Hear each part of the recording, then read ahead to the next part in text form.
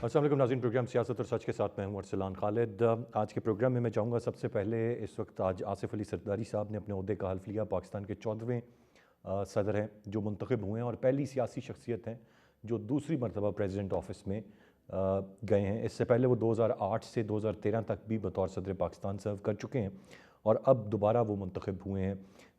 आज उनकी तकरीब हल्फ बर्दारी थी जिसमें हमने देखा कि मुख्तलिफ़ शख्सियात, मुसल्लह अफवाज के सरबराहान, वज़राए आला उनकी शिरकत थी, लेकिन KPK के वज़ीर आला ने उनको तस्लीम ना करते हुए सदर पाकिस्तान उस तकरीब में शिरकत नहीं की। पाकिस्तान तहरीक इंसाफ जो कि सुन्नी इत्तेहाद कौंसिल में मर्ज हुई है पार्लियामान में, उसका मौक़िफ़ इस सारे मामले में बड़ा वाज़ेह है। गो कि जब सदारती इंतखाबात हुए, महमूद खान अचकज़ई साहब मद्दे मुकाबिल थे आसिफ अली ज़रदारी साहब के, और वो हिमायत याफ्ता थे सुन्नी इत्तेहाद कौंसिल के उम्मीदवार। उन्होंने खुशाइन करार दिया इंतखाबात के अमल को, और उनका ये कहना था कि पहली मरतबा ख़रीदो फ़रोख्त नहीं हुई, जिसके जितने वोट थे उसको ये मिले, ये खुशाइन बात है, इसको पॉजिटिव करार दिया। लेकिन इस पर तहफ़्फ़ुज़ात, एतराज़ात जो सुन्नी इत्तेहाद कौंसिल पाकिस्तान तहरीक इंसाफ के लोग हैं उनके एतराज़ात और एहतजाज बहरहाल बरकरार रहा, और उनका ये मानना था कि ये दुरुस्त इलेक्शन नहीं है क्योंकि इस वक्त इलेक्टोरल कॉलेज पूरा नहीं है, उनकी मखसूस नशस्तों के हवाले से मामलात अभी तक वाज़ेह नहीं है, उसके बग़ैर ये इंतखाबात करा लिए गए हैं, लिहाजा वो इनको तस्लीम नहीं करते। इस वक्त जो हुकूमत साजी का अमल है वो मुकम्मल हो चुका है। चारों सूबाई हुकूमतें, वफाकी हुकूमत, आज सदर मुमलिकत का हल्फ उठाना, और एक दिन में इतलात हैं कि काबीना भी तश्कील पा जाएगी, जो कि मुख्तसर काबीना होगी, उसके नाम किसी भी वक्त सामने आ सकते हैं, और उसके बाद हुकूमत अपना काम शुरू कर देगी। रमज़ान की आमद है, रिलीफ़ पैकेज का ऐलान किया गया है, बहुत सारे चैलेंजेस हैं, पहाड़ जैसे चैलेंजेस हैं जो दरपेश हैं, और कहा जा रहा है कि आसिफ अली ज़रदारी साहब भी अपना रोल प्ले करेंगे। मफामत के बादशाह समझे जाते हैं। इस वक्त जो इत्तेहाद में या सपोर्ट के साथ कोलिशन गवर्नमेंट है वफाक में, वो भी किरदार अदा करेगी। लेकिन फिर भी कहा जा रहा है, और ये वज़रा या जो सीनियर रहनुमा हैं या पोटेंशियल वज़रा हैं, उनके ये बयानात सामने आ रहे हैं कि 2 साल लग जाएंगे फिर भी पाकिस्तान को अपने पैरों पर खड़ा होते हुए, इतना जल्दी ये नहीं होगा। ऐसे में हम देख रहे हैं कि पाकिस्तान तहरीक इंसाफ की जमात जो कि सुन्नी इत्तेहाद कौंसिल की शक्ल में पार्लियामान में मौजूद है, लेकिन सड़कों पर वो बतौर PTI अपना एहतजाज कर रहे हैं। आज भी उनकी एहतजाज की कॉल थी, और हर हफ्ते उनकी एहतजाज की एक नई कॉल इंतखाबात के बाद 8 फरवरी के बाद दी जा रही है। आज की जो कॉल थी उसमें हमने देखा लतीफ़ खोसा साहब की गिरफ़्तारी, सलमान अकरम राजा साहब की गिरफ़्तारी की ख़बरें लाहौर से हमें आईं। मुख्तलिफ़ शहरों में पॉकेट्स में कुछ लोग निकले, लेकिन यकीनन ये तादाद उस तरह नहीं है जो लोग वोट डालने के लिए इनको निकले थे। महदूद तादाद में लोग रिस्पॉन्ड कर रहे हैं मुख्तलिफ़ शहरों में। इस्लामाबाद में भी आज 0 पॉइंट से एक रैली ने इस्लामाबाद प्रेस क्लब तक जाना था। तो ये तमाम तर चीज़ें हो रही हैं, लेकिन साथ साथ गिरफ़्तारियाँ भी हैं, और मुख्तलिफ़ जमातें ये इंदिया दे रही हैं कि रमज़ानुल मुबारक के बाद, जिनमें JUI फ़े का भी ये मानना है कि वो पाकिस्तान तहरीक इंसाफ के साथ मिलकर सड़कों पर अपना एहतजाज करेंगे। तो जब ये एहतजाज जारी रहेगा, ऐसे में परफॉर्म करना, डिलीवर करना, ओहदे मिल गए, हुकूमत साजी हो गई, ये एक बहुत बड़ा चैलेंज रहेगा, और किस तरह से इससे डील कर पाएंगे। मैं चाहूँगा आज के प्रोग्राम में ज़रा तफसील से हम इस सारे मामले पर बात करें, लेकिन आगाज़ हम रुखसत होने वाले, सबकदोश होने वाले सदर आरिफ अलवी साहब के एक हवाले से करेंगे। 5.5 साल का अरसा उन्होंने प्रेसिडेंट ऑफिस में गुजारा, उनका किरदार क्या रहा, उसको हमारे मौजूद मेहमान किस तरह से देखते हैं, क्योंकि बड़ी तनकीद है, और ये तनकीद पर ख़ुद उनकी जमात जिसके वो मुंतखब करदा सदर थे वो भी उनकी कारकर्दगी से मायूस नज़र आती है। गेस्ट पार्टिसिपेंट्स का तारुफ कराता चलूँ। ताहिरा औरंगज़ेब साहिबा पाकिस्तान मुस्लिम नून की सीनियर रहनुमा हमें प्रोग्राम में ज्वाइन कर रही हैं। सेनेटर बैरामन तंगी साहब सीनियर सियासतदान हैं, हमारे साथ प्रोग्राम में मौजूद हैं। फिरदौस शमीम नकवी साहब पाकिस्तान तहरीक इंसाफ के रहनुमा हमें प्रोग्राम में ज्वाइन कर रहे हैं, और जुल्फ़िकार राहत साहब सीनियर सहाफ़ी, सीनियर तज्ज़ियाकार हमारे साथ प्रोग्राम में मौजूद हैं। ताहिरा साहिबा, मुबारकबाद आपको, आपने, आपकी जमात ने आसिफ अली ज़रदारी साहब को एक तो सदर मुंतखब किया। मैं नहीं जानना चाहता माजी में आपसे, ये सवाल मुश्किल होगा जो शहबाज शरीफ साहब क्या राय रखते थे, बाकी क्या रखते थे ज़रदारी साहब के बारे में, या सिर्फ इंतखाबात से पहले तक पीपल्स पार्टी क्या राय रखती थी। लेकिन चलें, for the betterment of the country, एक तो सबसे पहले मुबारक हो कि आप लोगों ने मुंतखब किया ज़रदारी साहब, आज सदर मुमलिकत हैं। मुझे ये बताइएगा, आरिफ अलवी साहब के दौर को कैसे सम अप करेंगी, आज जब वो रुखसत हो गए, कैसे देखती हैं आप उनके 5.5 साल दौर को? बिस्मिल्लाहिर्रहमानिर्रहीम। ये जो वक्त गुज़र जाता है उसको दोबारा से दोहराने से हासिल क्या होता है, मुझे तो आज तक समझ नहीं आई। आरिफ अलवी साहब का जब दौरे हुकूमत था تب آپ نے یہ پروگرام کیوں نہیں کیا جب وہ رات کے 12-1 بجے اسمبلی کو ڈیزالو کر دیتے تھے اور پھر اس کے بعد اسمبلی کو انہوں نے بالکل ہی فارغ کر دیا. پھر کورٹ طاہرہ صاحبہ تب آپ نہیں تھی پروگرام میں, پروگرام تو میں نے تب بھی کیا تھا. نہیں, ہم نے ووٹ آف نو کانفیڈنس کیا. آپ ذرا تحمل سے سنیں. جب ہم نے ووٹ آف نو کانفیڈنس کیا, جناب شہباز شریف صاحب وزیر اعظم بنے. یہ بات تب ہوتی ہے جب وہ مسند اقتدار پر ہوں اور ہم انہیں اس اقتدار کے تخت نشین کو اس وقت ان پہ بات کریں جب وہ حالت اقتدار میں ہوں. آج تو وہ پردیسی ہیں, چلے گئے. عارف علوی صاحب میں اور ایک عام آدمی میں آج کوئی فرق نہیں, لیکن تاریخ ہمیشہ یاد رکھتی ہے کہ جو لوگ جیسے اقتدار میں رہتے ہیں ان کا کردار کیا ہوتا ہے, انہیں کیا کرنا چاہیے. وہ ایک جو جماعت تھی تحریک انصاف, ہمیشہ اسی کے کارکن رہے اور اسی کے کارکن کے طور پہ انہوں نے 5 سال اپنا کردار ادا کیا. یہ نہیں سوچا کہ میں پاکستان کا صدر ہوں اور بطور پاکستانی قوم صدر ہونے کے میرے کیا فرائض ہیں. انہوں نے فرائض منصبی وہی ادا کیے جو ان کی پارٹی کے ساتھ افیلیشن تھی اور جس کے لیے انہوں نے خود کہا کہ اللہ تعالیٰ مجھے معاف کریں ان اعمال کے لیے جو مجھ سے صحیح سرزد نہیں ہوئے اور جو میں کام صحیح نہیں کر سکا. اب جب انہوں نے اللہ تعالیٰ سے بھی معافی مانگ لی ہے اور قوم بھی اللہ کرے کہ ان کو ان کے تمام اقدامات پہ معافی کر دے, تو ہمیں آگے بڑھنا چاہیے اس ملک کی ترقی کی طرف, اس ملک کی کو معاشی حالت کو بہتر بنانے کی طرف, اس ملک کی جو عوام ہے ان کو کوئی نہ کوئی ریلیف دینے کی خاطر. مہنگائی کی جو شرح ہے وہ آسمان کو چھو رہی ہے اور 4 سال جو پی ٹی آئی کی گورنمنٹ تھی وہ اپنے دورے حکومت کی کوئی بات نہیں کرتے. بڑا افسوس ہوتا ہے دیکھ کے کہ وہ اقتدار میں بھی دھرنے دیتے تھے, اپوزیشن میں بھی دھرنے دیتے تھے. جب وہ الیکشن نہیں ہوتے تب بھی وہ احتجاج کرتے ہیں, جب الیکشن ہو جاتے ہیں پھر بھی وہ ان کا احتجاج جاری رہتا ہے. وہ کس قسم کی سیاست اس ملک میں کرتے ہیں, انتشار کی, انارکی کی. اور یہ عوام کو وہ کیا بتانا چاہتے ہیں کہ ہم اس ملک اور قوم کے کتنے خیر خواہ ہیں. اب جو الیکشن گزر گیا, جو ہو گیا, اس کے بعد وہ آج تک روتے ہیں جی ہماری مخصوص نشستیں ہمیں دی نہیں گئیں. وہ کیوں نہیں دی گئیں, کس کی غلطی ہے؟ سب سے پہلے تو آپ لوگوں کو یہ سوال ان سے کرنا چاہیے کہ کس وجہ سے ان کو یہ مخصوص نشستیں نہیں ملیں اور وہ نشستیں جو ہیں الیکشن کمیشن نے دیگر تمام سیاسی جماعتوں میں تقسیم کر دی ہیں ان کے تناسب کے لحاظ سے. اپنی غلطی وہ کبھی تسلیم نہیں کرتے, نہ وقت کے اوپر, نہ وقت گزر جانے کے بعد, نہ وقت سے پہلے, نہ بعد میں. رائٹ, ٹھیک ہے طاہرہ صاحب, ایٹ لیسٹ یہ تو پازیٹیو بات ہے نا کہ آپ کی جماعت نے جو جذبات میں بیانات دیے تھے, آپ کے جو آپ وزیر اعظم ہیں انہوں نے اس غلطی کو تسلیم کیا. وہ جو سڑکوں پر گھسیٹنا چاہتے تھے, جو ڈاکو کے نعرے لگاتے تھے, انہوں نے تسلیم کیا اور آج وہ ساتھ موجود تھے جب آصف علی زرداری صاحب صدر بن رہے تھے ان کے دور حکومت میں. یہ اچھی بات. دیکھیں میری بات سنیں, ہم ملک کی بہتری کے لیے کسی بھی حد تک جائیں گے, اس سے بھی زیادہ حد تک جائیں گے. ملک کی بہتری کے لیے, ملک کی معاشی ترقی کے لیے, پاکستان عوام کی بہتری کے لیے ہم کیوں نہیں جائیں گے. زرداری صاحب اسی ملک کے صدر پہلے بھی رہے ہیں 2008 میں اور آج بھی منتخب ہوئے ہیں, اور زرداری صاحب کے کردار جو ہے مفاہمت کا, اس پہ کسی کو کوئی شک و شبہ نہیں ہے. ہمیں بہت خوشی ہے کہ پیپلز پارٹی کے ساتھ پھر ہمارا اتحاد ہوا, ایم کیو ایم کے ساتھ ہوا, دیگر الائز ہیں ہمارے, اور ہم چاہتے ہیں کیونکہ پاکستان کی جو اب اسمبلی, قومی اسمبلی ہو یا صوبائی اسمبلیاں ہوں, کوئی بھی اسمبلی ایسی نہیں ہے کہ جس میں کسی ایک جماعت کو 2/3 میجورٹی ملی ہو کہ جس سے وہ اکیلی حکومت کر سکے. اور نہ پاکستان کے یہ معاشی حالات ہیں کہ وہ ایک سیاسی جماعت ان تمام مشکلات کو. رائٹ طاہرہ صاحبہ, پوائنٹ آ گیا آپ کا, میں آگے بڑھنا چاہوں گا. حالات سے نبرد آزما ہو سکے, اس لیے یہ کولیشن گورنمنٹ بننی تھی, اور یہ کولیشن گورنمنٹ ہی اس ملک کے لیے, اس ملک کے اقتدار کے لیے, اس ملک کی ترقی کے لیے, اس ملک کی بہتری کے لیے, اس ملک کی معاشی خوشحالی کے لیے یہ کولیشن گورنمنٹ ہی چلے گی. اور انشاءاللہ تعالیٰ یہ کامیابی سے اپنا وقت ہم امید کرتے ہیں جی کہ وقت بھی پورا کرے اور ڈیلیور بھی کرے. یہ نہ ہو کہ پھر جب الیکشن کیمپین میں جائیں تو ایک دوسرے پر الزام دے رہے ہوں. طاہرہ صاحبہ, پوائنٹ آ گیا. میں ذرا آگے بڑھنا چاہوں گا. فردوس شمیم نقوی صاحب, آپ سے جاننا چاہوں گا, عارف علوی صاحب آپ کے شہر سے, آپ کی جماعت سے صدر پاکستان 5.5 سال رہے. اس وقت اپوزیشن کے جو لوگ ہیں, جو آپ کے اوپوننٹس ہیں, ان کا یہ ماننا ہے کہ وہ آپ کی جماعت کے صدر رہے, وہ صدر پاکستان نہیں رہے. اور آپ کی جماعت کے لوگ بھی جو کل سے سٹیٹمنٹس آ رہے ہیں وہ بھی خوش نہیں ہیں کہ پوری طرح سے عارف علوی صاحب ان کی توقعات پر بھی پورا نہیں اترے.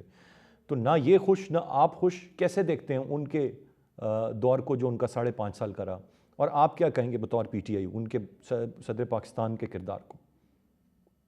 پہلی چیز ان پہ یہ کہہ رہے ہیں کہ جو اسمبلی تحلیل کی، اس سے پہلے اسمبلی تحلیل کرنے سے پہلے سندھ ہاؤس میں جو کچھ ہوا وہ آئینی تھا.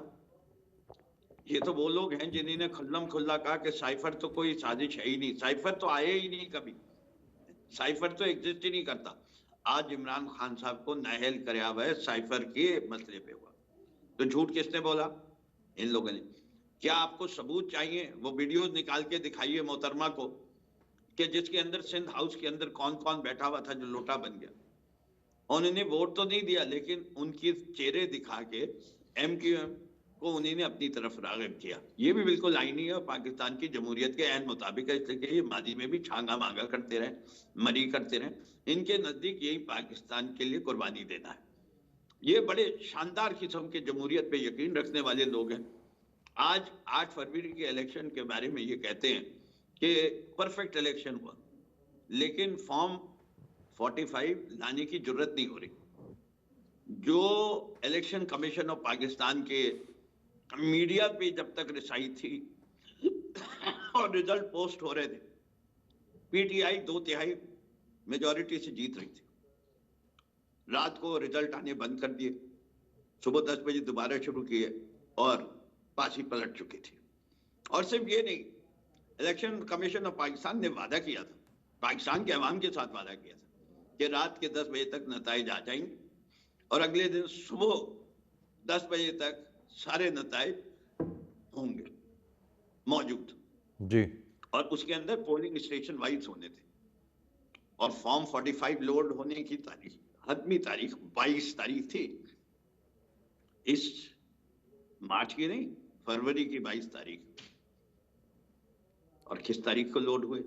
کیا الیکشن کمیشن آف پاکستان نے صاف شفاف انتخاب کرایا؟ یہ بڑے دعوے دار بن چکے ہیں. یہ تو نواز شریف کو وزیر اعظم بنانا چاہ رہے تھے، انہیں تو یہ کہا کہ عمران خان کو کینڈیڈیٹ نہیں ملیں گے. نقوی صاحب میرے سوال کا جواب آپ نے نہیں دیا. میں نے تو الوی صاحب کے اقتدار میں دے رہا ہوں، آخر میں وہ بھی آئیں گا. جی. عارف الوی کا سب سے بڑا چارج جو ہے کہ سازش ہوئی، انہی نے کی سازش. میں سمجھتا ہوں عارف الوی نے آئینی اقدام اٹھایا اور سازش کرنے والوں کے چہرے کو بے نقاب کر دیا. اگر عارف الوی نے یہ سازش کی تھی تو ان کو فوری طور پہ آرٹیکل 6 کے تحت مقدمہ کرنا چاہیے تھا. کیوں نہیں کیا؟ کیوں بیٹھے رہے اتنے عرصے تک؟ اس لیے کہ ان کو پتا تھا کہ جب باتیں ہوں گی کورٹ میں اور ثبوت کے ساتھ ہوں گی تو پھر کھل کے ساری کہانی آ جائے گی. آج بھی یہ نقوی صاحب مجھے ایک بات بتائیے گا، ہمارے جتنے پی ٹی آئی کے رہنما دوست ساتھی ہیں یہ ہر چیز آرٹیکل 6 سے ہی کیوں شروع کرتے ہیں؟ اس سے نیچے تو بات ہی نہیں کرتے؟ کوئی اور بھی آرٹیکل لگائیں، کوئی رعایت برتیں. سیدھا سیدھا غداری کے سرٹیفکیٹ آپ بانٹتے ہیں سب کو. آپ کا جو بات ہے اصل میں اگر کوئی کہے گا کہ انہوں نے آئین کے ساتھ غداری کی ہے تو آئین کے ساتھ غداری کس کس آرٹیکل میں لکھی ہوئی ہے اور اس کی سزا کہاں ہے وہ لے آئیے. آپ انفارچونیٹلی ملتی نہیں ہے، ورنہ میں نہیں شروع ہوتا. میں ایک چیز جانتا ہوں کہ عارف الوی صاحب نے حج پہ نہیں جانا چاہیے تھا، یہ غلط کیا. اس سے کہ بڑا کروشل بل آیا تھا، دونوں بلز کو انہیں کمنٹس لکھ کے واپس کرنا چاہیے تھا. آرمی ایک کبھی پاس نہیں ہوتا تھا اس لیے کہ اسمبلی ڈیزالو ہو چکی تھی. ہم پی ٹی آئی والوں کو انہیں تاریخ نہیں دی اور الیکشن کمیشن آف پاکستان کو خط لکھا اور جب وہاں سے جواب آیا تو انہوں نے لا منسٹری کو لکھا. ہمارے لحاظ سے انہیں سپریم کورٹ کو لکھنا چاہیے تھا کہ میری یہ انٹرپریٹیشن ہے آئین کی، الیکشن کمیشن یہ کہہ رہا ہے. تو یہ تیسری چیز جو تھی وہ چوتھی، وہ یہ جب تاریخ دینے کا وقت آیا تو انہیں تاریخ نہیں دینی چاہیے تھی، ایگری نہیں کرنا چاہیے اس لیے کہ آئین پامال ہو چکا تھا. انہیں کہنا چاہیے تھا کہ اب فیصلہ کرے کورٹ کرے. رائٹ. تو نقوی صاحب ان کے دور میں بہت ساری غلطیاں ہیں. ایزی راستہ دے دیا انہوں نے کہ انہیں کہا دو فریقین جو ہیں وہ راضی ہو گئے، اس لیے میں کوئی اعتراض نہیں کروں گا، آپ دونوں راضی ہیں، ساری پارٹیز خوش ہیں، تو پروسیڈ ود دی الیکشن. اور جو الیکشن میں ہوا، جو آروز کا کردار رہا، جو سب کچھ ہے، اگر کوئی آدمی اس کو الیکشن کہتا ہے تو پھر وہ انٹرنیشنل مبصرین دیکھ لیں، انٹرنیشنل فرم سے آڈٹ کرا لیں. ہمت ہے تو ٹرانسپیرنسی لائیے. یہ نہیں کرے گی کبھی یہ इससे कि इनको पता है कि जो झूठ बोल रहे हैं। ठीक है, नकवी साहब पॉइंट आ गया आपका। मैं ज़रा सेनेटर साहब की जाने बढ़ूँगा। सेनेटर साहब, आप कैसे सम अप करेंगे आरिफ अलवी साहब को बतौर सदर पाकिस्तान जो उनका दौर रहा, और फिर अब आसिफ अली जरदारी साहब बैक इन द ऑफिस 5 साल के लिए, 5 साल वो पहले भी रहे। सबसे बड़ा जो उनका कहा जाता है कि उन्होंने तजवीज़ की, वो उन्होंने ख़ुद कहा, वो 18वीं तरमीम थी और पार्लियामान ने की, इख्तियारात पार्लियामान को दिए। अब क्या तवक्कुआत रहेंगी आसिफ अली जरदारी साहब से, और अलवी साहब के दौर पर भी ज़रा कमेंट कर दीजिए। अरसलान, मैं समझता हूँ कि इस वक्त जो मैं आपके सामने बैठा हूँ तो मैं किसी पार्टी को रिप्रेजेंट नहीं करता हूँ, इसलिए कि मैं अभी इस वक्त पीपल्स पार्टी का मेंबर नहीं हूँ। लेकिन मैंने पाकिस्तान में सियासत की तकरीबन 44 इयर्स, और मैं 6 साल सीनेट के फ्लोर पे मैंने काम किया एक पार्टी के प्लेटफॉर्म से।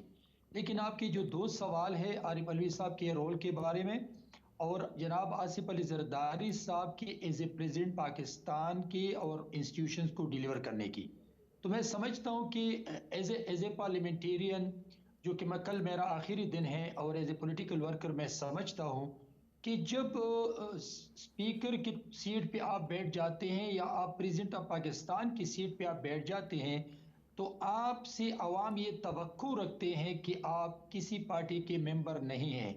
आप पाकिस्तान के सदर हैं और आप असेंबली के स्पीकर हैं। मैं समझता हूं कि जिस दिन अदम-ए-इत्तेमाद आ गया और अदम-ए-इत्तेमाद को डिप्टी स्पीकर ने मुस्तरद करके उसको प्राइम मिनिस्टर ने, उस वक्त के प्राइम मिनिस्टर ने प्रेसिडेंट ऑफ पाकिस्तान को डिसोल्यूशन की एडवाइस की, तो मेरे ख्याल में उसने वो किरदार अदा नहीं किया था जो वो एक पाकिस्तान के सदर के तौर पे उसने रोल प्ले किया, बल्कि उसने एक पार्टी मेंबर के हैसियत से अपने पार्टी चेयरमैन की बात मान ली और उसने जो कॉन्स्टिट्यूशन से इनहराफ है उसी वक्त उसने किया था। और उसके बाद आप देख लें कि इससे पहले जब मैं पीपल्स पार्टी में था तो सो मेनी टाइम हम कहते थे कि प्रेसिडेंट हाउस को ऑर्डिनेंस फैक्ट्री बनाई है और रात के अंधेरे में ऑर्डिनेंस आते हैं और ऑर्डिनेंस के जरिए मुल्क को चलाते हैं। इसी तरह आप कुछ दिन पहले देख ले कि जब नेशनल असेंबली के इजलास। जी सेनेटर साहब, मैं दोबारा आऊँगा जी सेनेटर साहब की जानिब। ब्रेक की जानिब बढ़ते हैं। ब्रेक से वापस आकर सेनेटर साहब की बात मुकम्मल लेंगे, उसके बाद जुल्फ़िकार रात साहब की जानिब बढ़ेंगे। साथ रहिएगा जी। वेलकम बैक सेनेटर साहब, आप बात मुकम्मल कर लीजिए, मैं फिर जुल्फ़िकार रात साहब की जानिब बढ़ूँगा। अरसलान खालिद साहब, यहाँ पे जो आरिफ अलवी साहब के सदारत के बारे में, तो अभी जब नेशनल असेंबली के अजलास बुलाने का वक्त आ गया तो उसने फिर एक रोल प्ले किया और उसने मतलब कि वही साबित किया कि मैं एक पार्टी का मेंबर हूं। तो मैं जो समझता हूं कि देखिए, आज अलवी साहब सदर नहीं रहे, जरदारी साहब रहे हैं, तो मैं समझता हूं कि तारीख को अगर आप देख ले तो अपने रोल को इस तरीके से प्ले करना चाहिए ताकि कौम याद रख ले कि अलवी साहब प्रेसिडेंट वर्कर थे पीटीआई के, लेकिन जब प्रेसिडेंट ऑफ पाकिस्तान बने तो उसने as a member of party नहीं बल्कि president of Pakistan role play किया था। जहां तक आप आसिफ अली जरदारी साहब की प्रेसिडेंटशिप की बात आप करते हैं तो अरसलान खालिद साहब, मैं तो पीपल्स पार्टी का मेंबर नहीं हूं इस वक्त, लेकिन जनाब आसिफ अली जरदारी साहब ने जब से इस मुल्क में प्रैक्टिकल पॉलिटिक्स शुरू की है तो उसी दिन से लेके आज तक वो मुल्क के लिए, इदारों के लिए और मुल्क को आगे ले जाने के लिए अपने सियासी जिसको हम सियासी दुश्मन कहते हैं उनके साथ बैठे हैं और मुल्क को और इदारों की मजबूती के लिए, डेमोक्रेटिक प्रोसेस की मजबूती के लिए उसने हमेशा ये रोल प्ले किया है। और उसका जो नारा है कंसेंसस का वो ये है कि पाकिस्तान को मुश्किलात से निकालने के लिए एक पार्टी नहीं कर सकते हैं। तो आज भी मेरे ख्याल में 2000 वाला जो नारा है, आज भी जरदारी साहब उस नारे पे आगे चल रहे हैं और मेरी दुआ है कि मैं आसिफ अली जरदारी साहब को अल्लाह जिंदगी सेहत दे और इस मुल्क को चलाने की तौफीक दे दे। और मैं समझता हूं कि इस वक्त अगर जमातों ने, अगर सियासी जमातों की लीडरशिप ने कुछ नहीं सीखा और अपने मफादात के लिए, अपनी वजारतों के लिए, अपनी पर्सनल पॉलिटिकल स्कोरिंग की सियासत की, तो मैं आपको अरसलान खालिद इस शो से बताना चाहता हूं कि पाकिस्तान की मुश्किलात बढ़ेगी। लेकिन अगर जमातों की लीडरशिप मिलकर पाकिस्तान के लिए सोचा, जनरल मासेस के लिए सोचा, अवाम के लिए सोचा, तो मैं समझता हूं कि जितने आपने कहा पहाड़ की तरह मुश्किलात है, इन मुश्किलात पे काबू पा सकते हैं, लेकिन नेक नियत से इसे आगे बढ़ना चाहिए। और मैं आपको बता दूं कि आज अगर ये पाकिस्तान है तो आप एंकर हैं, मैं पॉलिटिकल वर्कर हूं, शमीम नक्की साहब पॉलिटिकल वर्कर हैं, इसी तरह जो जो जो मेरे एमएनए बहन है वो पॉलिटिकल वर्कर हैं, सियासत करते हैं। लेकिन अगर पाकिस्तान को खुदा न करे कुछ हो गया तो फिर जिद, अना और हटदर्मी से आप आगे नहीं बढ़ सकते हैं। आज जरूरत इस बात की है कि तमाम जमातें इंक्लूडिंग सुन्नी इत्तेहाद कौंसिल या जो पीटीआई के मेंबर हैं वो कंस्ट्रक्टिव पॉलिटिक्स करे, आगे बढ़े और मुल्क के लिए सोच ले। अगर ये मुल्क है तो कल हो सकता राइट है कि सेनेटर ये साहब, जुमा बिल्कुल आपने दुरुस्त फरमाया, ये आगे सबको बढ़े और सोचने की आपकी ज़रूरत है सियासत। और यही मेरे ख्याल से मसाइल का हल है। मैं आगे बढ़ना चाहूँगा। जुल्फ़िकार राज साहब, अजीब बात है कि इस वक्त इल्ज़ाम है इनके ओपोनेंट्स का कि अलवी साहब ने एक पार्टी के मेंबर के तौर पर अपना किरदार अदा किया और पार्टी है कि वो ख़ुद अलवी साहब के किरदार से मुकम्मल तौर पर खुश नहीं है। 5.5 साल गुजार कर उन्होंने माफ़ी भी मांग ली, वो रुखसत भी हो गए, लेकिन कैसे देखा जाएगा उनके इस दौर को? और फिर मुझे जरदारी साहब के हवाले से भी ज़रूर बताइएगा। 5 साल पहले भी हमने उनको सदर पाकिस्तान देखा, अब जिस तरह से भी दोबारा वो सदर पाकिस्तान मुंतखब हुए हैं, गो के एक सेरेमोनियल पोस्ट है, लेकिन कितना इम्पोर्टेंट रहेगा उनका किरदार मामलात को चलाने में या चीज़ों को काम एंड कूल रखने में? असलान खाला साहब, बहुत शुक्रिया। मैं इससे पहले कि अलवी साहब के रोल पे बात करूं, उन्होंने क्या खोया और क्या पाया, 5.5 साल में क्या लेकर गए अपने घर। सेनेटर साहब जो बात कर रहे थे, मैडम तारा औरंगज़ेब जो बात कर रही थी और या नकवी साहब बात कर रहे थे, ये सारे तीनों के तीनों बड़े सीनियर पॉलिटिकल लीडर्स और पॉलिटिकल वर्कर हैं।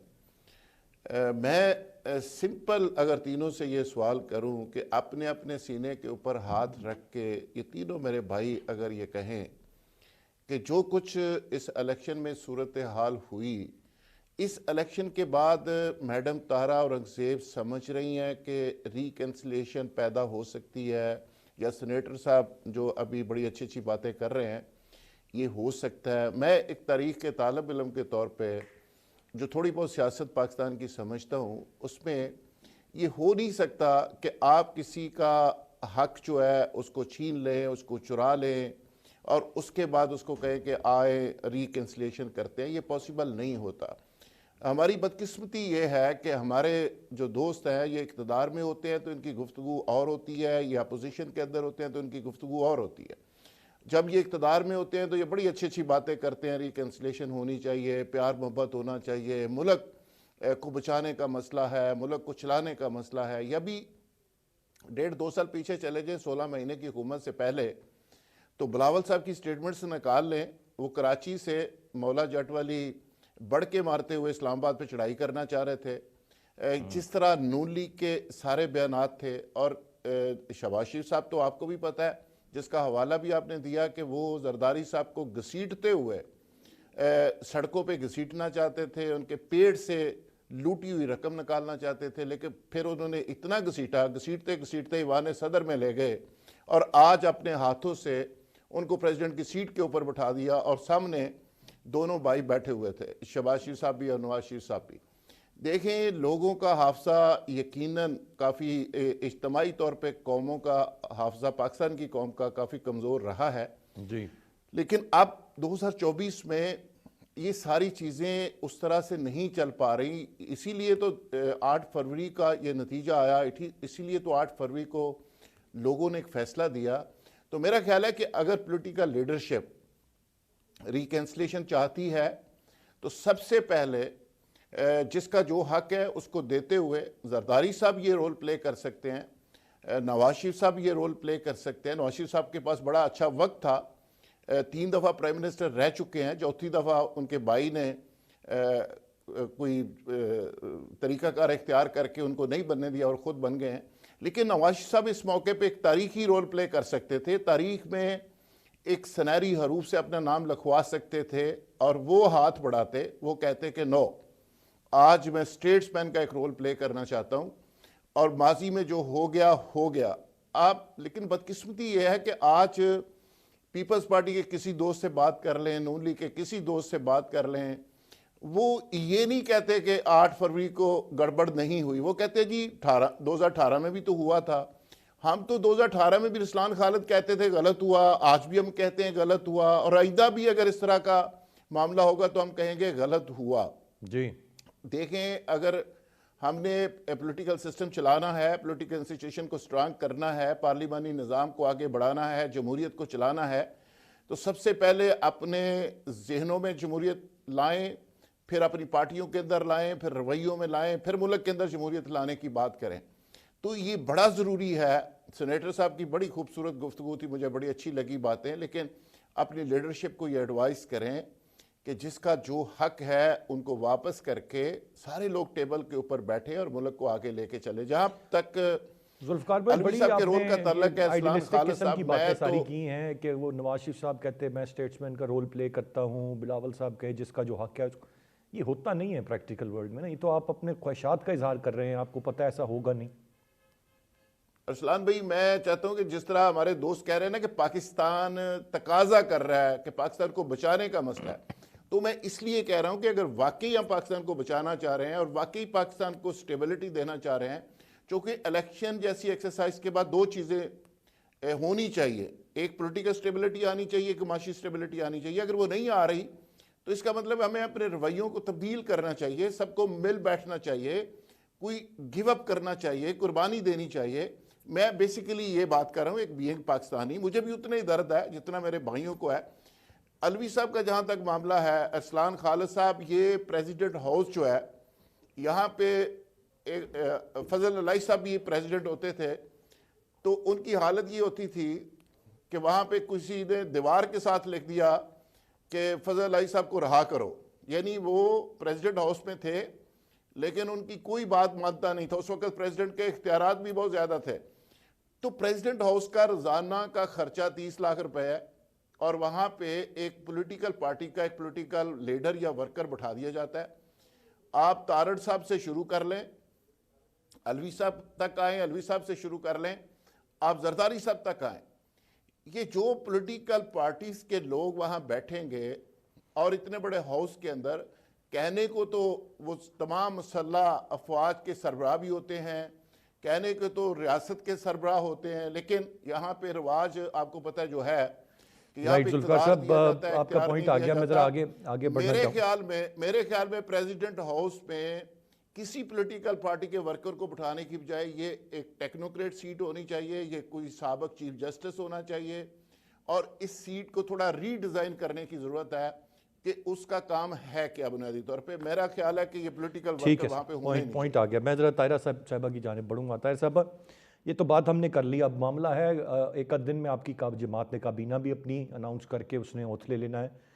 اب اصل مسئلہ ہے بے تحاشا چیلنجز اور مسائل, ان سے کس طرح سے نبرد آزما ہونا ہے. جب فلور آف دا ہاؤس پہ بھی آپ کو احتجاج ملے گا, صوبائی اسمبلی ہو یا قومی اسمبلی ہو, سڑکوں پر بھی سراپا احتجاج ہوں گے, اور ایسے میں آپ صرف آپ کی جماعت ایک چیز سے سب کو چپ کروا سکتی ہے, اور وہ ہے کارکردگی, اور وہ ہے عوام کی فلاحی بہتری. اس پر کیا تیاری ہے اور کس حد تک کر پائے گی آپ کی جماعت؟ سب سے پہلے تو جب صوبائی حلف برداری ہوئی تو پنجاب کی سی ایم صاحبہ نے پہلی تقریر میں یہ کہا کہ آج ہی سے تمام ہاسپٹلز میں لوگوں کو, عوام کو ادویات مفت دی جائیں گی. یہ بہت بڑا ایک اہم اعلان تھا. پھر انہوں نے یہ کہا کہ رمضان میں ہم نگہبان پیکٹ گھر گھر پہنچائیں گے ان تمام لوگوں کو جو رجسٹرڈ ہیں بے نظیر انکم سپورٹ پروگرام کے تحت نادرا کی تمام لسٹوں کے مطابق, اور وہ کام بھی شروع ہو چکا ہے 2-3 دن سے, اور اس پیکج کی نگرانی ان کے صوبائی وزراء بھی کر رہے ہیں, وہ خود بھی کر رہی ہیں, اور انتظامیہ بھی کر رہی ہے. اب باقی رہے گی باقی باتیں. تو انہوں نے کہا ہم نوجوان چونکہ بے روزگار ہیں ہمارے ملک کے, ان کو بلا سود قرضے دیے جائیں گے, کسانوں کو بلا سود قرض دیے جائیں گے, ان کو مشینری دی جائے گی, جدید آلات دیے جائیں گے, کھاد اور بیج دیے جائیں گے, جس کے لیے پہلے سے رقوم طلب نہیں کی جائیں گی.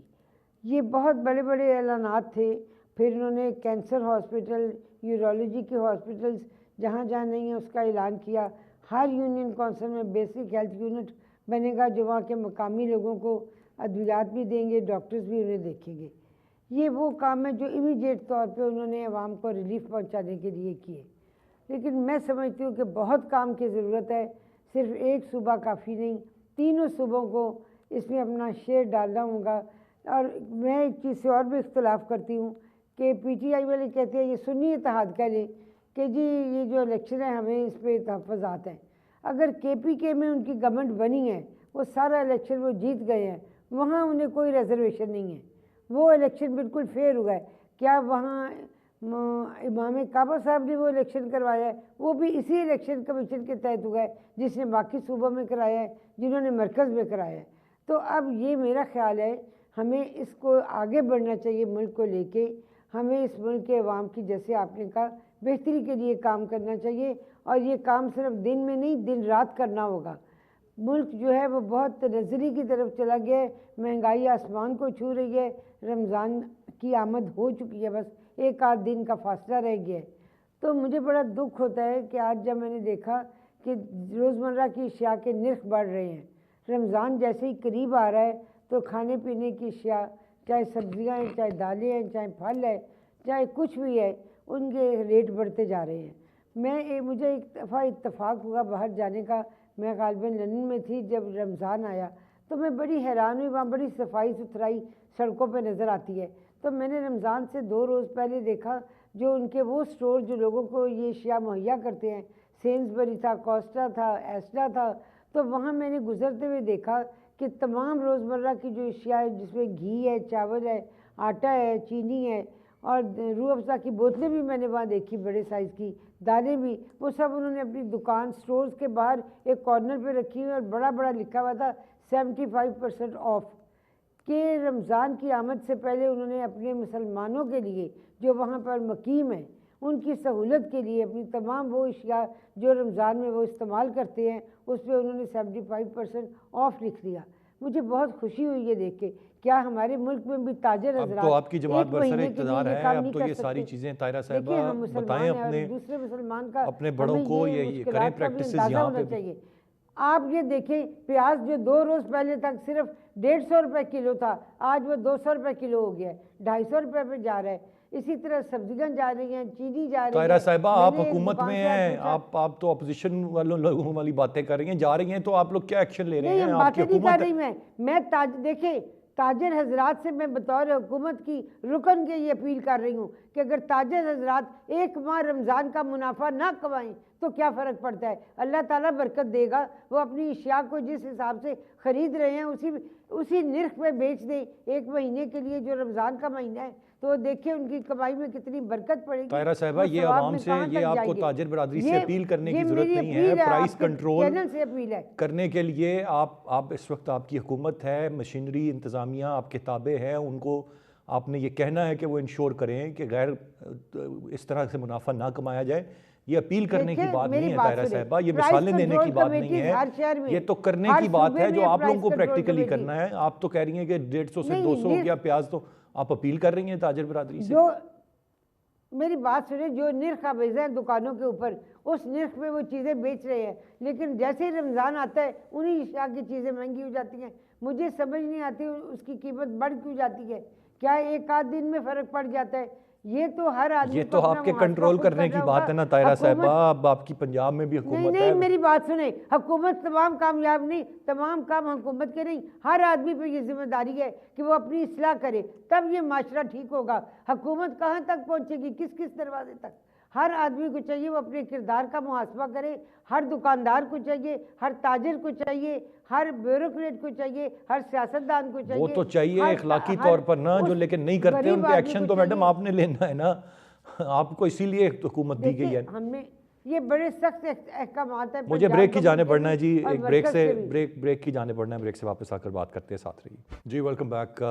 फिरदौस शमीम नकवी साहब की जाने में बढ़ूंगा। नकवी साहब, आपकी जमात की आज भी एहतजाज की कॉल थी अक्रॉस पाकिस्तान, और ये मुसलसल हर हफ्ते ही ये कॉल दी जाती है। आज लाहौर से कुछ गिरफ्तारियाँ भी हुई। मुझे ये बताएं कि पार्लियामान इज़ द राइट फोरम जहाँ पर आपकी एक बड़ी तादाद है। क्या इस वक्त आपकी जमात की स्ट्रैटेजी यही रहेगी कि सड़कों पर भी सरापा एहतजाज रहना है और पार्लियामान में भी रहना है, یا اس کو صرف پارلیمان تک محدود نہیں کیا جا سکتا کہ آپ کنسٹرکٹیو اپوزیشن کریں اور وہاں پر اپنا کردار ادا کریں، ٹف ٹائم دیں حکومت کو، ان سے بہتر فیصلے کروائیں، چیزیں بہتر کروائیں؟ یا چونکہ ہم نے دیکھا ماضی میں بھی 2014 میں بھی آپ سڑکوں پر تھے اور یہ سلسلہ اب بھی جاری رہے گا، آنے والے وقت میں بھی اسی طرح سراپا احتجاج سڑکوں پر بھی رہیں گے کیا؟ دیکھیں، پہلے میں ایک دو سوالوں کے جواب دے دوں۔ پہلی چیز، صدر آصف علی زرداری کا سب سے بڑا حکم کیا تھا جب ماضی میں وہ صدر تھے؟ انہوں نے یہ کیا کہ انہوں نے کس کو، یوسف رضا جیلانی کو روک دیا خط لکھنے کے جو سپریم کورٹ کے چیف جسٹس نے آرڈر کیا تھا۔ یہ کسی پارٹی کا فیصلہ تھا، پاکستان کے حق میں فیصلہ تھا۔ آج بھی طاہرہ صاحبہ جو ہیں وہ اس کو جسٹیفائی کر، کتنے پیسے خرچ کیے تھے؟ پاکستان نے اس وکیلوں کو $10 ملین پلس کی فیس دی تھی۔ پھر انہیں دوسرا کام کیا، واجد شمس الحسن جو ایمبیسڈر تھے ان کو بھیجا اور وہ وکلا کے پاس جو کاغذات تھے وہ انہیں نے کلیکٹ کیے on behalf of government of Pakistan, but they are not available in the archives of Pakistan. وہ بھی کس نے کیا وہ سب کو پتا ہے۔ میں ایسے بے تحاشا فیصلے ان کے گنا سکتا ہوں۔ آپ جیلے تو سب کو کہیں لیکن کرتے کچھ نہیں۔ سر محل کس کا تھا؟ جب زرداری صاحب سے یہ سوال پہلی دفعہ پوچھا گیا تو انہوں نے کہا مجھے نہیں معلوم، میرا نہیں۔ اور جب وہ زمین آکشن ہونے گئی اور واجد شمس الحسن اپنا کام کر چکے تو وہی جو ہیں باہر نکل کے کہنے لگے یہ جائیداد میری ہے۔ تو میں یہ تاریخی حقیقتیں جو بیان کر رہا ہوں یہ جھوٹ ہے تو ٹھیک ہے، ورنہ یہ نہ کہیے کہ صدر آصف علی زرداری پارٹیزن صدر نہیں تھے۔ رائٹ،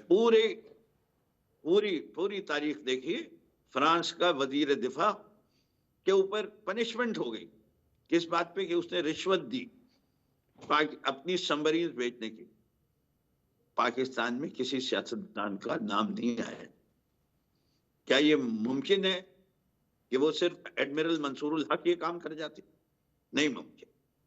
ایکنک سے پاس ہوتا ہے، سب سے پاس ہوتا ہے۔ کدھر گئے وہ؟ جواب کوئی نہیں۔ اس ملک کے اندر آپ کا سوال ہے، پارلیمنٹ میں بات طے ہو سکتی ہے، احتجاج پارلیمنٹ میں بھی ہو سکتا ہے اگر رول آف لا۔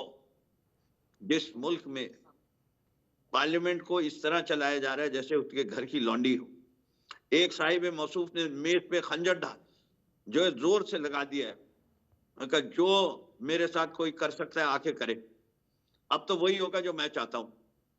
اس طریقے کے رویے کے ساتھ جمہوریت کہاں پروان چڑھے گی؟ جو لوگ جمہوریت کے راستے میں حائل ہوئے میں ان کو کون روکے گا؟ کیا یہ کہتے ہیں کہ پچھلے 2 سال میں جتنے فیصلے ہوئے وہ جمہوری تھے یا آئین کے مطابق تھے؟ کیا گنوانے کی ضرورت ہے کون کون سے غیر آئینی فیصلے ہوئے اور کون کون ذمہ دار ہے؟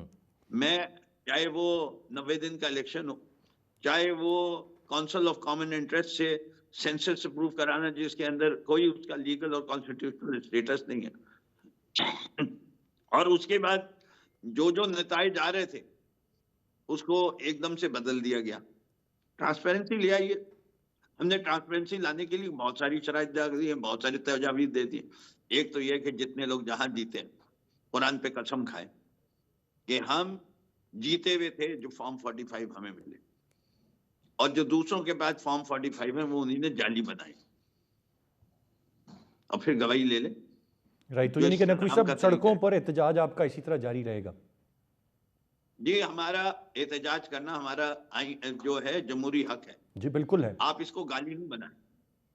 عوام کو اپنے حقوق کو حاصل کرنے کے لیے، اپنی مینڈیٹ کی عزت دلانے کے لیے، ان لوگوں سے جو کہتے تھے ووٹ کو عزت دو، ووٹ کی عزت عوام کی عزت ہے، اور ووٹ جس کو دیا ہے انہی نے وہی لوگوں کو صاحب اقتدار ہونا چاہیے۔ رائٹ، نقوی صاحب پوائنٹ آ گیا آپ کا۔ میں جو کچھ اس وقت پارلیمنٹ میں ہو رہا ہے وہ بالکل غیر آئینی ہے، ناجائز ہے۔ رائٹ سر، پوائنٹ آ گیا۔ میں سینیٹر صاحب آپ کی موجودگی کا فائدہ اٹھاتے ہوئے یہ جو ایک حالیہ ڈیولپمنٹ ہے آپ سے متعلق، میں اس پر ذرا آپ کی رائے لوں گا۔ بڑی تنقید ہوئی، آپ نے ایک بل پیش کیا سوشل میڈیا پر بین کا، پھر کیا احتجاج کی یا جو ری ایکشن آیا اس کی وجہ سے واپس لے لیا؟ کیا ہوا ذرا؟ یہ تھوڑا سا ٹاپک سے ہٹ کے ہے لیکن آپ موجود ہیں اور ایک سوال ہے، تو میں نے کہا اس پر ذرا وضاحت آ جائے آپ کی۔ ارسلان، میں ایک بات بتا دوں کہ میرا ریزالوشن میں بھی کہ اس وقت بھی آپ کے سامنے پڑا ہو، میں پوری دنیا کو چیلنج کرتا ہوں، میں پوری سکالرز انٹلیکچوئل اینکر پرسن کو چیلنج کرتا ہوں کہ ڈی چوک پہ میرے ساتھ مناظرہ کریں اچھا، کہ میری ریزالوشن میں ایک لفظ بھی اگر غلط ہو تو میں پھر کہوں گا کہ میں نے غلط ریزالوشن ٹیبل کیا ہے۔ دیکھیے، نہیں آپ نے آپ ودرا کر اس لیا ہے نا، اس کو آپ نے واپس بھی تو لے لیا ہے، میں تو یہ جاننا چاہ رہا ہوں۔ میں آتا ہوں آپ یہ، اگر یہ ریزالوشن میں ٹیبل نہ کرتا اور اس پہ تمام ساتھی میرے پاس آ کے یہ کمٹمنٹ نہ کرتا کہ سینیٹر صاحب آپ کی جو ریزالوشن ہے اس وقت سوشل میڈیا کے جو استعمال ہے، آپ نے جو کچھ لکھا ہے 100% ٹھیک ہے، لیکن ہم ایک دوسرا راستہ نکال دیں گے کہ اس کے لیے ہم قانون سازی کریں گے، اور نیئر فیوچر میں اس کے لیے قانون سازی کر کے جو کہ سوشل میڈیا جو فیک لیڈرشپ کی پروموشن ہے، جو فیک خبریں ہے، جو افواج پاکستان کے خلاف پروپیگنڈا ہے، جو پاکستان جو اپنی بہن جو ماں بیٹیوں کو گالی دینا ہے، جو نوجوان نسل کے بے راہ روی ہے، تو اس کو بین نہیں بلکہ اس کے لیے ایک ایسے قانون سازی ہم کریں کہ یہ کم سے کم ہو۔ اگر میرا ریزولوشن نہ آتا تو اس پہ بات نہیں ہو سکتی تھی، اور تمام ساتھیوں کی آپ میں تو بین ایک چاہتے تھے نا سینیٹر لیجسلیٹر صاحب، ہوں۔ آپ نے تو بین کا مطالبہ کیا تھا کہ بند کر دیا جائے، مکمل بین۔ آپ کو کہہ رہا ہوں، میں نے بین اس لیے کیا تھا کہ اس وقت آپ چائنا کو دیکھ لیں، آپ کے چائنا میں سوشل میڈیا 99+ کنٹرول ہے، لیکن چائنا سپر پاور کی صرف اناؤنسمنٹ باقی ہے۔ آپ جا کے افغانستان میں جو 45 ایئر اس پہ جنگ چڑھی ہے، وہاں سوشل میڈیا نہیں، لیکن وہ اب آپ کی جو انفلیشن ہے، آپ کی جو ڈالر کی قیمت ہے، وہ کہاں پہنچ گئی ہے۔ کیا آپ میرے ساتھ ایگری نہیں کریں گے کہ اس وقت آپ کا جو سوشل میڈیا ہے اس کے استعمال 95+ غلط یوز ہو رہے ہیں؟ کیا آج آپ کے مطلب کہ بہن بھائیوں کو بیٹیوں کو گالی دینا یہ احسار رہے ہیں؟ کیا مطلب کہ فیک لیڈرشپ کی پروموشن یہ بنیادی حقوق ہے؟ کیا آج آپ کا سوشل میڈیا جو 5 ٹولز کی پابندی کی میں نے بات کی ہے، تو یعنی کہ کیا تنجی یہ صاحب آپ نے یہ واپس لے لیا یہ ریزولوشن اس لیے کہ آپ کو ساتھیوں نے یقین دہانی کرائی کہ بین کا مطالبہ نہ کرے، قانون سازی اس پہ کریں گے اور اس کے حوالے سے قانون مرتب کیا جائے گا، یہ وجہ آپ نے واپس لے لیا پھر؟ یہی وہ باتیں ہیں جو تمام ساتھی دیکھیں، میں اس ہاؤس کے ایک ممبر ہوں، اسی وجہ سے جب تمام ساتھیوں نے کہا کہ اگر اس کے لیے ہم آپ کی جو سوچ ہے وہ یہ ہے کہ سوشل میڈیا کے فائدے ہیں لیکن پاکستان میں استعمال غلط ہو رہے ہیں، جس سے پاکستان کے ادارے، پاکستان کے نوجوان نسل کا نقصان ہو رہے ہیں، تو اگر ہم اس کے لیے قانون سازی کریں تو یہ آپ کی جو سوچ ہے وہ بن سکتی ہے۔ اسی وجہ سے میں نے کہا کہ ٹھیک ہے، اگر آپ ابھی قانون سازی لاتے ہیں تو میں اس کو وڈرا کرتا ہوں، اور میں نے اس سوچ پہ وڈرا کیا، لیکن میری رائٹ ابھی سینیٹر یہ صاحب، آ گیا اسٹینڈ پوائنٹ، آ گیا آپ کا وقت محدود ہے، ذوالفقار صاحب کا پوائنٹ آف ویو بھی لینا ہے، آپ نے اشارہ آپ کا بالکل بڑی درست چیز کی جانب ہے، یہ ایک بہت بڑا مسئلہ ہے جو ہمارا موجود ہے۔ ذوالفقار بھائی، اس وقت اب بات ذرا مجھے تھوڑا سا بتا دیں، آگے جو شدید چیلنجز ہیں، how capable is this government to deal with all those challenges? Deal کر پائیں گے؟ 2 سال کہہ رہے ہیں، پیروں پر کھڑا ہونے میں ابھی بھی لگیں گے ہمیں، اور نو ڈاؤٹ حالات بھی ایسے ہیں، بٹ اب ظاہر ہے یہی گورنمنٹ ان پلیس ہے، جو ہونا تھا ہو گیا، جس طرف آپ نے اشارہ بھی کر دیا، اب کیا توقعات ان سے رکھیں اور کس حد تک یہ ان پر پورا اتریں گے؟ دیکھیں جی، اگر فیصل ووڈا صاحب کو آپ سن لیں تو اس کے مطابق تو 5-6 مہینے میں پتہ نہیں پاکستان کے اندر کیا ہوگا، دمادم اسکلندر ہوگا۔ سر آپ ان کی باتیں کیوں سنتے ہیں؟ کون اوپر جائے گا، کون نیچے جائے گا، مطلب آپ نے میں کمال کریں، میں سمجھتا ہوں کہ آپ جیسے ایک انٹلیکچوئل صحافی سے بات کر رہا ہوں، آپ مجھے کہہ رہے ہیں آپ ان کی باتیں سنیں، مطلب آپ مذاق کر رہے ہیں یا مجھے سزا دینا چاہتے ہیں؟ ارسلان بھائی، مجھے جو لگتا ہے کہ ریاست کے بڑوں کو اس بات کی ریئلائزیشن ہے، جیسے سینیٹر صاحب کو ہے، میڈم طاہرہ صاحبہ کو ہے، یا نقوی صاحب کو ہے، سب کو ریئلائزیشن ہے کہ ملک کو چلنا چاہیے، ریاست کے معاملات میں ڈیڈ لاک نہیں ہو سکتا، کچھ لو اور کچھ دو کی پالیسی کے اوپر جانا پڑے گا، کچھ حلقے 3-4 حلقے ایسے ہیں جو پی ٹی آئی کے مطالبے پہ کھولے جا رہے ہیں میری اطلاع کے مطابق، جس میں لاہور کے 2 حلقے ہیں، ایک پنڈی کا ہے، ایک پشاور کا ہے، یہ 4 حلقوں کو کھولنے کا سوچا جا رہا ہے، اور پی ٹی آئی کے زخموں کے اوپر تھوڑی سی مرہم رکھی جائے گی، کیسوں میں ریلیف دیا جائے گا اور ریاست کو آگے چلانے کی بھرپور کوشش کی جائے گی، کیونکہ ہمارے پاس سیکنڈ کوئی آپشن ہے نہیں، کیونکہ جس نہج کے اوپر ہماری معیشت چلی گئی ہے اور ریاست جس نہج کے اوپر چلی گئی ہے، یہ ریاست کو چلانے والے جو اکابرین ہیں وہ سر جوڑ کے بیٹھے ہوئے ہیں، ان کے پاس سیکنڈ کوئی آپشن نہیں یہ تماشے کی، لڑائی جھگڑے کی، بلیم گیم کی۔ اب آگے بڑھنا ہے اور آپ کے جتنے دوست ہیں، مڈل ایسٹ میں ہوں، چائنا ہو، سعودی عرب ہو، امریکہ ہو، ٹرکی ہو، سب کے سب لوگوں نے آپ کو بیک زبان یہ کہہ دیا ہے کہ یہ تماشا بند کریں، اور آپ ہر روز ایک بڑا سا کشکول لے کے ہمارے پاس آ جاتے ہیں، اب یہ بند کریں، اپنے ہاؤس کو ان آرڈر کریں اور ہمارے ساتھ بزنس کریں۔